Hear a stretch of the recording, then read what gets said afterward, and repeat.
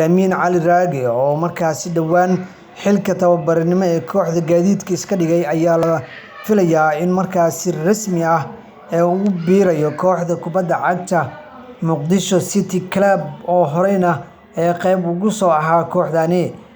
Amin Cali Raage ayaa markaasi ku biiri kara kooxda kubadda cagta ee Muqdisho City Club.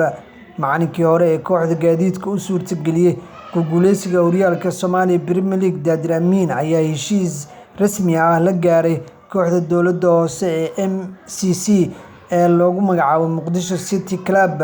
waxa uu MMC ka soo noqday kabtankii waaga ee markaasi guulo waaweyn ka soo hooyay Banaadir Sport Club. Sidoo kale Muqdisho City Club uu wax badan ka soo bedelay, sidoo kalena waxa uu ka mid ahaa halyeeyada u soo dhabar adeegay kooxda kubadda cagta ee Muqdisho City Club oo horeyna ugu soo noqday macallin si ku meel gaar ah ayaa hadda si rasmi ah loogu magacaabay inuu noqdo macallinka kooxda kubadda cagta ee Muqdisho City Club.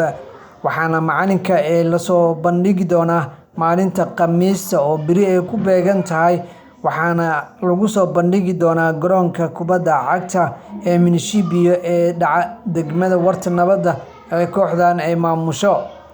Amin Cali ayaa markaasi ka mid ah macallimiinta waqtigan guulo waaweyn ka gaaray kubadda cagta isagoo macallin ah, isagoo ciyaaryahan ah.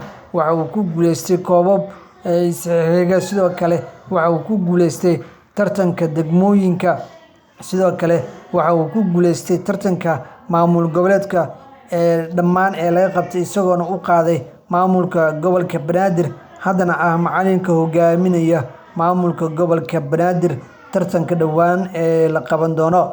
Taageerayaasha iyo ciyaartoyda iyo madaxda ayaa soo dhaweyn doona Amin Cali oo markaasi ka mid ah macallimiinta waqti xaadirkan wadada guusha ku jira.